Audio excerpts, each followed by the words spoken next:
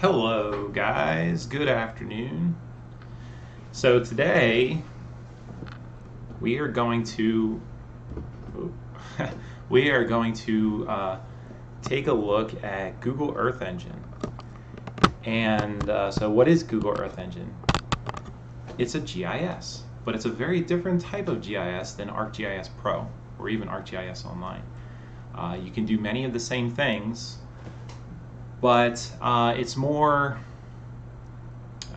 maybe we say, low level in its utilization. It requires some programming to be able to get it to click, to get it to crunch for you. And I also say it's more focused on analyzing raster data. Satellite imagery, including multispectral imagery, and we'll take a look at what that means today. Okay. So we'll learn some new things, which are, just general GIS type knowledge, but demonstrate some of the things that Google Earth can do. Hey, Logan, Alexis, Sean. Hope you guys are all doing well. Sorry, I didn't have any jokes today. All right. Got to open up Chrome. Okay, so the first thing about Google Earth Engine is at this time, who knows what the future holds. I mean, Google is this giant monopoly, and they might decide at some point that they want to charge for this this service. But Google Earth Engine right now is completely free, and that's awesome. Google, it's like, so in line with Google's mission of organizing the world's information. And it's completely free. You just got to sign up and you get an account. And the other thing is you runs in your web browser. You can access the Google Earth Engine resources from a programming script, but the easiest way to get started with it is in your web browser. So that's what we're going to do today. We're going to look at the web browser interface, the Earth Engine console, and we'll do some fun stuff with that. Okay. And that means that it runs in your browser. It doesn't use much of your computer's resources. It crunches stuff out in the cloud using Google's servers. All right. So kind of hard to beat free.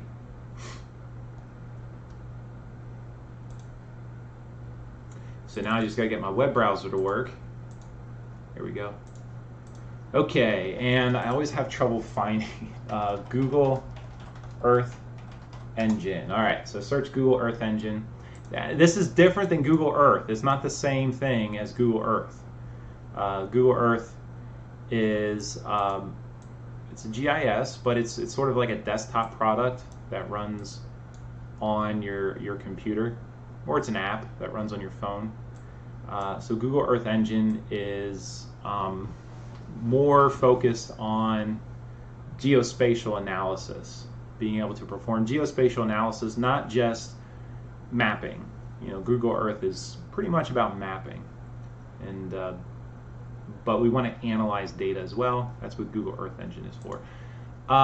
So let's start by watching this time lapse. So this is some data that is integrated into Google Earth Engine. So what data is this? This looks like it's satellite imagery. It looks like maybe it's Landsat imagery over the course of 35 years, looking at the retreat of the Columbia Glacier in Alaska. So this time lapse is showing the same region at over different years.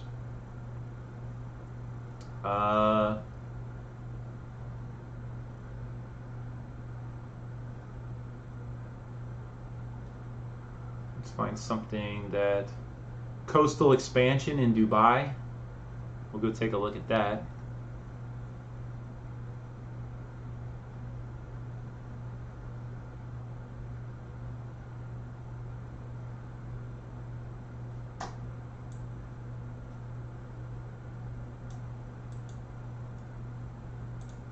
It's crazy.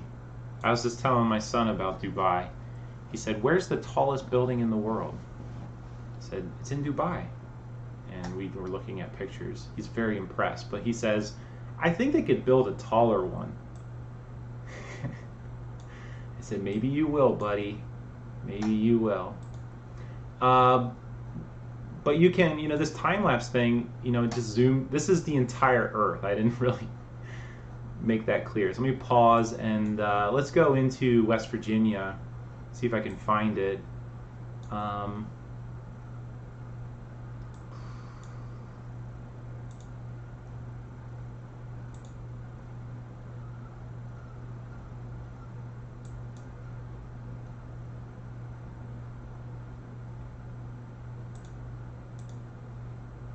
What do we got going on here?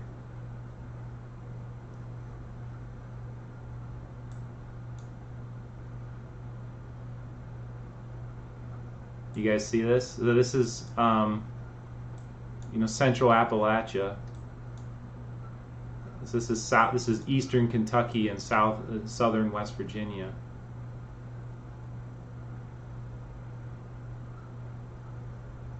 What's going on? You guys see that? This is from 1984.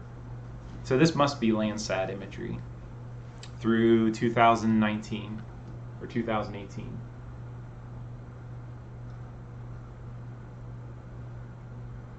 You guys know what this is? What's happening to these mountains? Deforestation or mining? It is mining. Look at this. This is just unbelievable when you watch it happen. Over 20 years. That's right. That's right, Christina. This is mountaintop removal.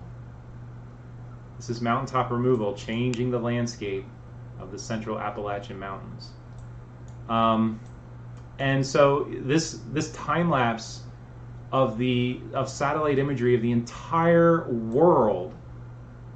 I think you can see that projection. Mercator. But you zoom in, it's a record of using satellite imagery of the surface of the Earth over the last 40 years almost, 35 years. And you can see, urban change. If you zoom in, let's see what's been growing a lot lately. I wonder if we can see change along the Gulf Coast.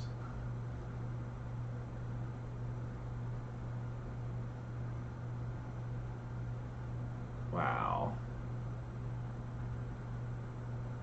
You just see the erosion of the Mississippi Delta.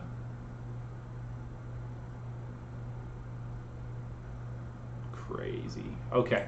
Anyway, I just wanted to show you that because that's pretty cool. So Google Earth Engine has just integrated with it this incredibly massive catalog of satellite imagery from a whole bunch of different satellite missions. Some from United States NASA, like Landsat, some from the European Union Space Agency, like Sentinel, and these are integrated into the system, and then you can access this imagery with just one line of code. So I'll show you how to do that right now. Let's go to the console. All right, so this is what the console looks like for Earth Engine. Let me see if I can switch over here. Okay, this is what it looks like. And so I'm logged in with my own personal account. You have this place where you can edit code. You have this directory which shows all the code that you've written. So I got a lot of stuff here. We're going to take a look at this one today. All right, and then down here you have a map. And this is just like Google Map. And so one thing you can do on this map is you can draw features, just like you could on in ArcGIS Pro. So if I want to mark the location of Shepherd University, I can put a pin on it, just like this. Pop a pin on it, and you see what happened? It created a geometry, a point geometry, and that point has geographic coordinates. All right. It's minus 77.8. Longitude 39.4. Latitude. All right. And you can also create point geometries using a line of code like this. So there's a function called EE for Earth Engine .geometry.point, and then you feed it coordinates of that point, and it will create a point object. So if I wanted to, so this point is, let me comment out everything that we're not going to use right now. I'm just gonna, so this, if you're wondering, the programming language being used here is JavaScript. All right. You can also program Earth Engine in Python using a Python library that's made for it. So got that in common with I'm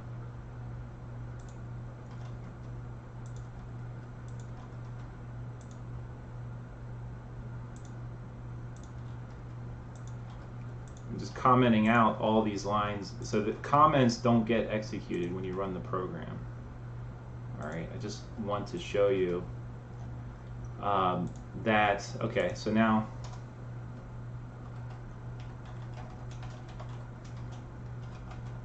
let's see if this works.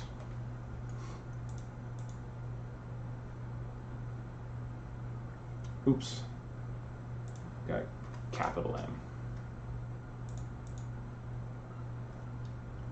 So I have to find a point by using this geometry, and the coordinates here are right there. So it's right here over near where Tabler Farm is located. So it's just so I could click and create a point feature, and now I could reference it, but I'm going to delete it right there. Okay, and you can also make polygons. You can trace things. You can make polygon features. And it creates a polygon. This one has 5 vertices, and if I open this up, you'll see the coordinates of the vertices. There they are. That defines the polygon, those coordinates. All right, but I'll get rid of that. Okay. So anyway, I'll comment this out. So what I'm doing next here, I'm going to make this a little bigger so you can see this, okay? That's too big. All right, I think you'll be able to see this now. All right. In this next line of code, what I'm going to do is in one line of code, I'm going to import a collection of images, or image collection, which corresponds to Landsat 8. Okay, and so this is, if we go to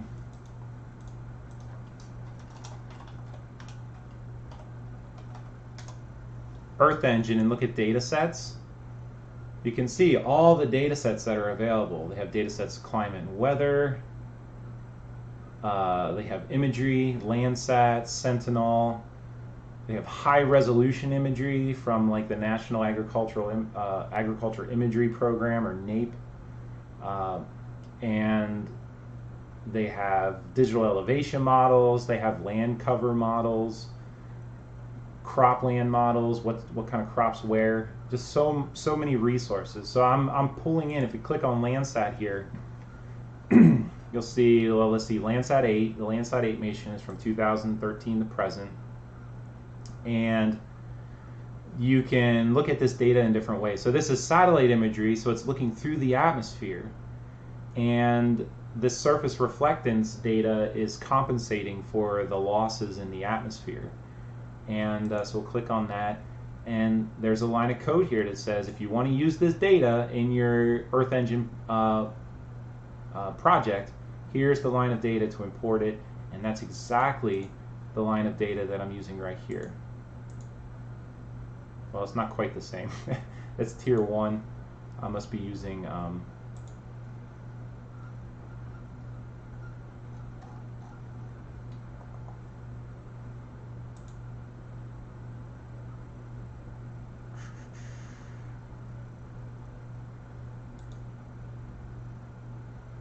oh, it's tier 1 top of atmosphere. That's not the one I want. I want, oops, data sets, not top of, I want surface reflectance. I want surface reflectance. That's tier 1 surface reflectance. Let me copy this and paste it in there. Okay.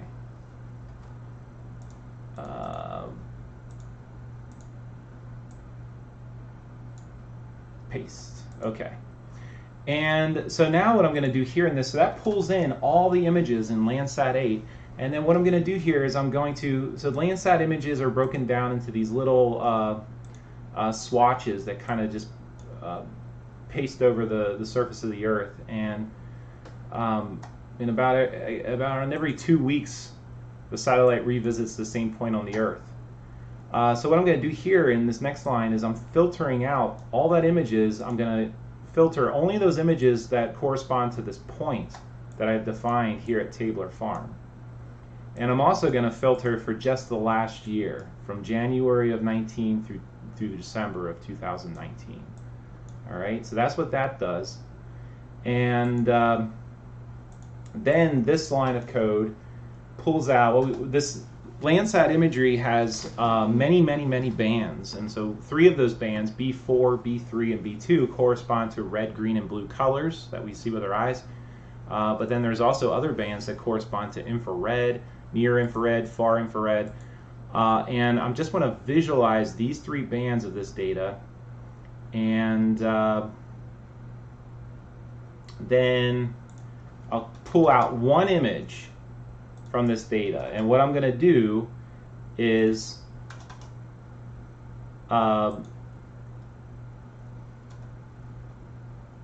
pull out the first image. So I'm going to take all the images that are returned after I filter out by date and location, and I'm going to sort them by cloud cover. So I want them, some days there'll be a lot of clouds and some days there aren't, and I just want to take the first image out of that collection, and then I'm going to plot it on my map. Right there. Okay. So I'll save this and run it.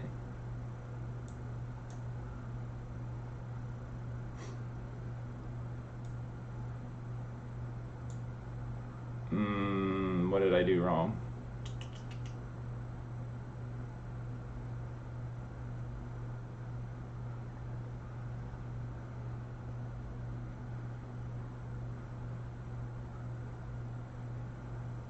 Maybe there's no images. Here, let me get the inspector and click here.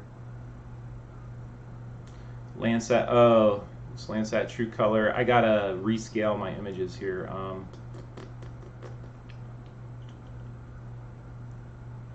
Well, let me just change back to top of atmosphere. Then I don't have to worry about the scaling factors too much. There we go. All right, so it's gonna not be really that true to the surface, but so this is for the year of 2019, from January 1st through January 31st. Landsat visited this area a lot. Here, let me make it a little transparent. But of all the images that were taken that included this point, which is actually just down here in the lower corner of this image, this was the image that had the least amount of cloud cover. So on this day, whatever it is, let's click on it. Let's see if we can figure it out. It was a Landsat image. There's 12 bands, so these are all the bands in the image. Some of them are visible bands and some of them are not. And it was taken on September 20th, 2019. Okay, the datum used, WGS 84. A lot of information about this data. So this is an image from the Landsat catalog, one image, and it's raster data, and it's plotted on the surface of the Earth here. All right. So let's keep going here. What I'm going to do next is I'm going to calculate something called normalized difference vegetative index. And let me write out what this is here. and I'm going to add this to the slide deck too, so you know this. This is important to know.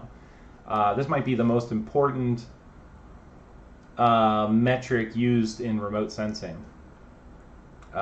Remote sensing is the practice of using satellites or planes or now drones to gather aerial imagery for analysis. And the way you calculate this, so it turns out that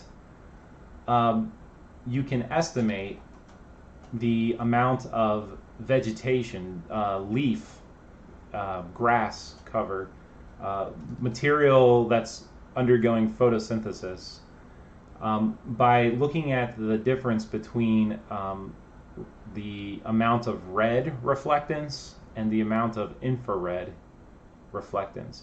And so the way that this works, let me turn on my camera so I can talk to you. The way this works is that, you know, the reason that the things that have chlorophyll in them appear green is because green is reflected. It's not absorbed by the plant and converted into useful energy to make food for the plant. So photosynthesis uses red light very well, and then the other thing is it reflects infrared. So near infrared is reflected by plants, by things that are green. So what we're going to do is calculate this normalized difference vegetative index. Is we're going to take the difference between the amount of red reflected off the surface and the amount of infrared, and we're going to divide that by the sum of red and infrared. So if you look at, let me just click on a pixel here and show you, like right here, this pixel right here in western Pennsylvania, the red is in the B4, and these values are stretched between 0 and 1. So 0.07 is not a lot of red. That's a pretty green pixel. And then infrared, near infrared, is B5, and that's 0.2. So this is a lot higher. So if you take the difference between these two numbers and divide by the sum, that gives you this quantity called the normalized difference vegetative index. So I'm going to do that now here, and I'm going to do that now and then show you, plot the result using, so this is pulling out the the infrared channel of this image that's plotted down here, and then this pulls out the red, and then this calculates the NDVI. You subtract red from near infrared, and then you divide it by red plus near infrared. And I know this is a little clunky to read, but this is what it's doing. This is just there's a shortcut to doing the same thing. And now I'm going to add that to my map, and we'll take a look at it. Okay. All right, so here what I did was I took this NDVI and I stretched it from color blue through white to green. So green means NDVI is really high. That means vegetation. White means not a lot of vegetation. So let's try to find a mountaintop removal site. Oh, we won't. Well, I gotta move to southern West Virginia. So let's do that. Why not? I'll pick a point down here. How about right there? All right, and now I'm going to filter based on that point instead of the point I specified up here in West Virginia.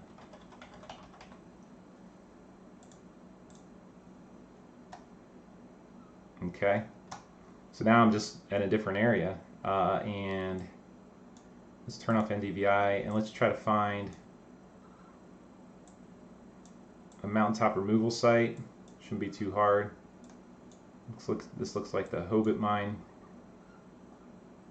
And so an area like this should have a low vegetative index because all the vegetation's removed. So let's turn on NDVI. Look at it, it's white. So you can recognize areas that have been mined by the fact that they have a low vegetative index and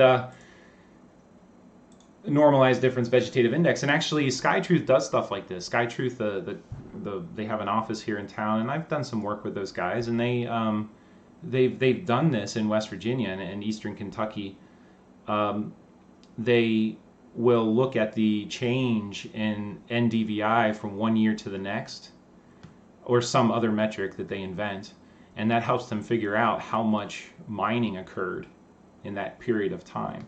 So you can track the expansion of mines, or also the when mines are finished, they're supposed to revegetate reclaim the mine land, and you can track to see if that's happening as well.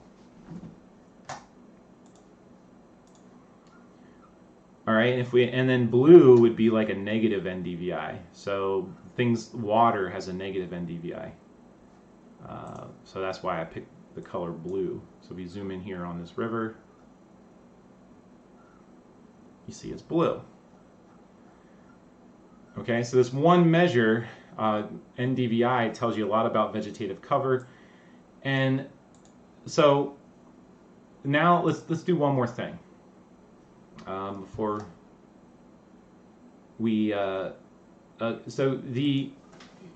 When you're working with Earth Engine, you have access to all of these images, these Landsat images or Sentinel images, for going back to, in some cases, 1984, and so in it you can study land change or land use change over a long period of time. What I want to do now, though, is let's just, the NDVI calculates a number which corresponds to vegetative cover, and you can imagine that that number's going to be higher during the summer months. That's when the trees have leaves on, the grass is green. There's going to be a higher NDVI, and then in the winter months there's going to be a lower NDVI when all the trees lose their leaves and grass goes dormant. Now, another factor here is that when the satellite passes over a given location, if it's cloudy there at that day, then you don't see the ground. So cloud cover has a low NDVI, and if we want to look at a region on the surface of the Earth, and one thing we can do in Google Earth Engine really easily is we can create what's called a mosaic. And we talked about mosaics. In ArcGIS Pro, you can weave two raster layers together to make a mosaic of those two rasters. So you can do the same thing in Google Earth Engine, but this is like that process on steroids, because now what you have is this catalog of, maybe for a given point on the surface, a couple hundred images of that have that point in them over the course of a time period. And what it will do is it'll look at every pixel and it will find the greenest pixel. And what I mean by greenest, the one that has the highest NDVI. And it uses that pixel to create a mosaic of the entire region. All right, so let's do that. All right. So we created the NDVI, we plotted it.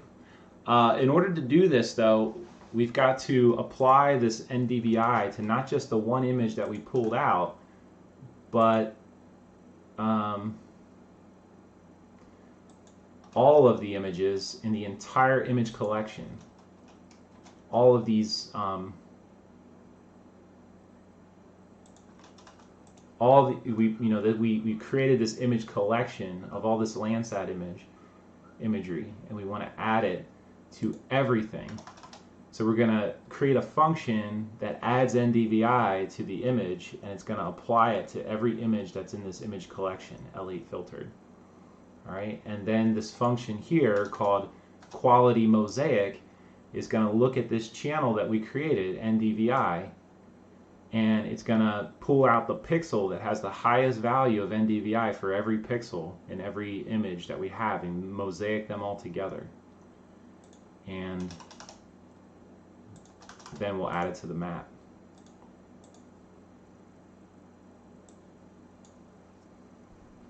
All right, and so all the layers are here.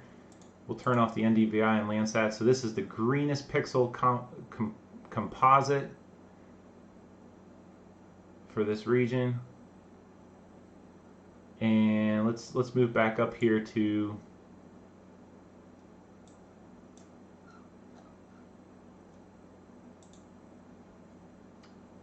didn't want to do that.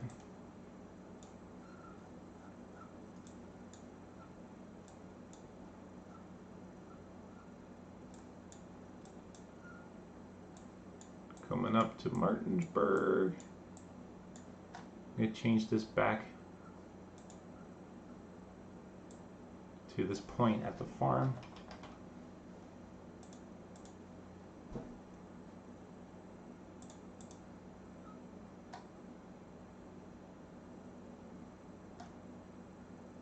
Okay, so here you can really see that there's a bunch of images weaved together. Oops.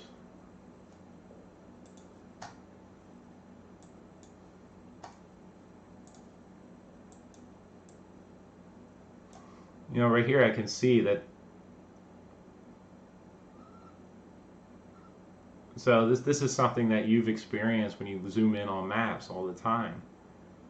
There appears to be this boundary between two images here. So these are from different passes of this satellite, and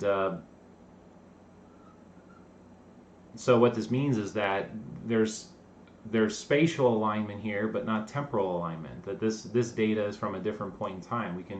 Let's see if we can figure it out. If I click here, let's see.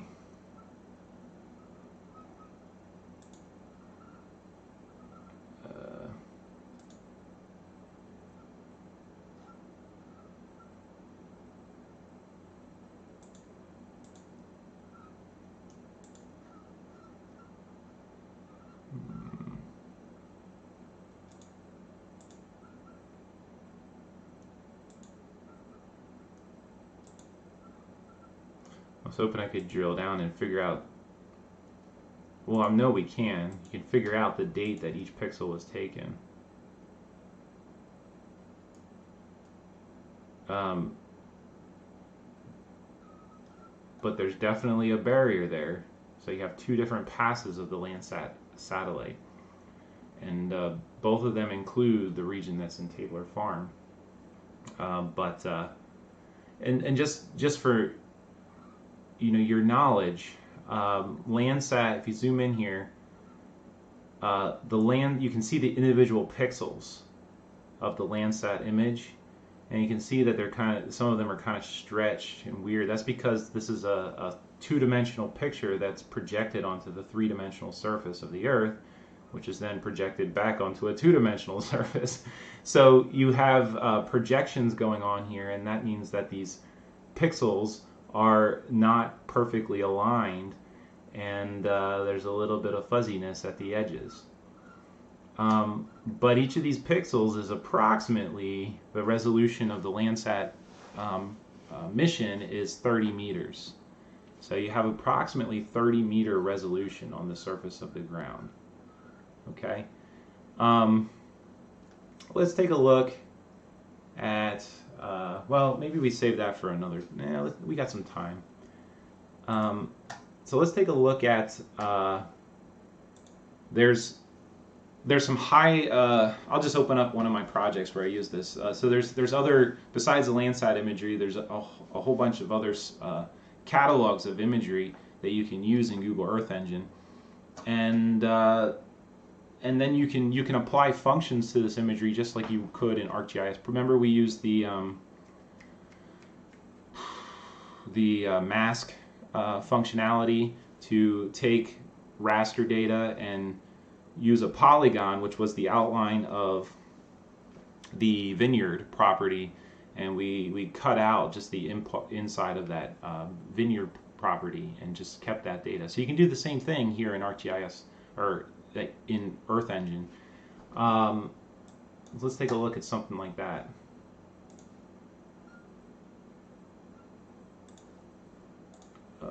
Okay. Let me see.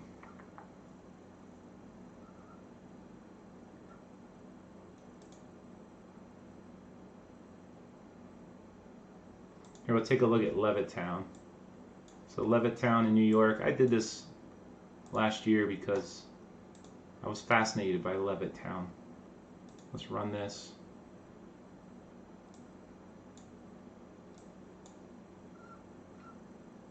All right. So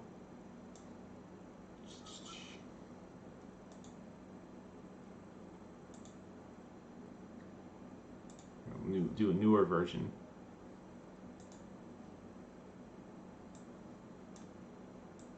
So I created this map which pulled out some satellite imagery of Levittown, which is this polygon here, and then it cropped it to the edges.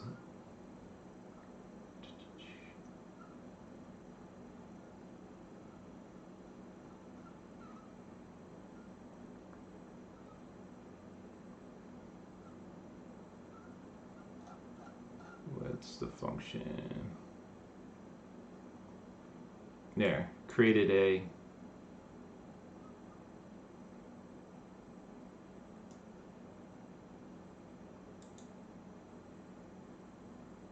there it is, clip. So there's a function called clip, which clipped the imagery to this bounding box, which is defined by the border of this zip code, which is approximately Levittown, New York. So Levittown, then I added a bunch of text in here. So this map is shared with the public. You could read all about Levittown if you want. It's a fascinating thing.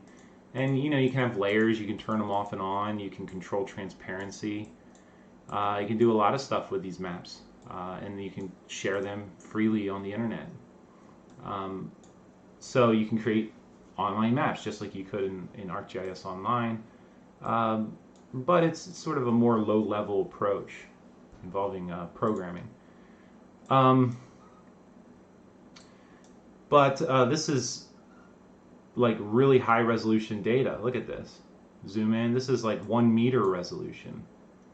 You can see individual houses. And so this data is taken from NAPE, the National Agriculture Imagery Program, U.S. Department of Agricultural Food Service Agency. And so I have another one that's, let's see, Fort Bridger. Let's take a look at, nope. So this is out in Wyoming. Oh, shoot. Oh, that's the Lincoln Highway. I was doing a project mapping the Lincoln Highway. Hold on. Try this one. It's part. So I was tracing the Lincoln Highway. Hold on. Let me find it. Yeah, where is it? Midwest Parcels. There we go. Midwest Parcels. Let's take a look at this. So I got this out here in Colorado, northeastern Colorado. Let's run this and then zoom in. So I defined a bounding box between these 2 points, and then I cropped out a piece of the NAPE imagery using this clip function, and zoom in here. And what do you see? Let me make this bigger. I was fascinated by this. It's pretty beautiful. What am I looking at here?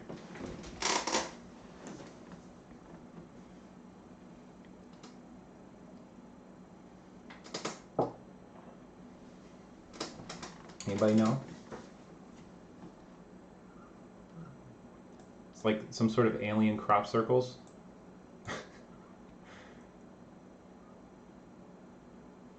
There's a whole bunch more up here. So this is I don't know what river that is. What river is that? South Platte River. It goes through here. So you got a little river flowing through here. What are these things? So it's pretty high. It's pretty high resolution. Zoom in. So again, this is that NAPE imagery. It has meter resolution. So each of these pixels is 1 meter by 1 meter on the ground.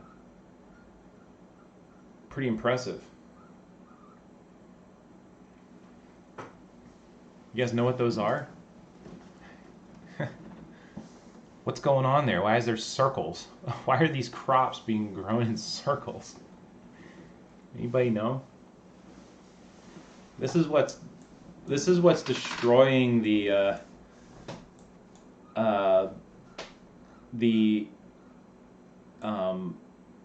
water resources in the West.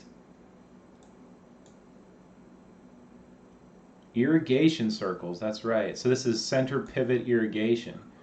So you got, zoom in here, you can even see the irrigation apparatus. So you got a well or a well-fed system that's sitting here in the middle, and then you got this long irrigation apparatus which is on wheels, and you can see the wheel tracks, and it'll pivot about the center and go around in a circle and irrigate the crops in this circle. Center pivot irrigation. And then you got a field here with a much larger diameter. But this is pretty widespread out west. You fly over this country and you see this everywhere. And you'll see it in Arizona. You'll see it in places where you're like, wow, they have surface here. They have large-scale agriculture here, and a lot of it is sustained by groundwater. That's people call it mining for water, because if you think, well, what makes something mining versus just utilizing water resource? Water resources we think is being replenished, but these deep aquifers that are being tapped is a water resource that's been in place for tens of thousands of years, and or at least thousands of years. So it will take about that long for that water to be replenished. So we're depleting these aquifers much quicker than they're refilling. So it is a non-renewable resource. It's being utilized at a rate that's much faster than its natural rate of replenishment. So it's non-renewable, and but a lot of agriculture is based on this. So anyway, I hope you like some of this. So some of these topics you will be tested on. NDVI, what is a normalized difference vegetative index, and what is it good for? But I'm not testing you on Earth Engine specific knowledge. It's not the focus of this course, but it is a really cool tool, and it's free to utilize, and there's tons of resources out there. And it's when it comes to using satellite imagery, it's really hard to top in terms of the power that's at your fingertips to just access this. Google has cataloged, I don't know, petabytes of data in satellite imagery, and it's just available at your fingertips. You can pull it up in one line of code. All right. So, all right, I'll see you guys on Monday. That's it for today. And will you add that information to the Google slide presentation? I will, Alexis. It will be added, and I have some updating to do. I've been adding some stuff along the way, but I'll be adding a lot more in the next week or so. All right, I will talk to you guys on Monday. Have a great weekend.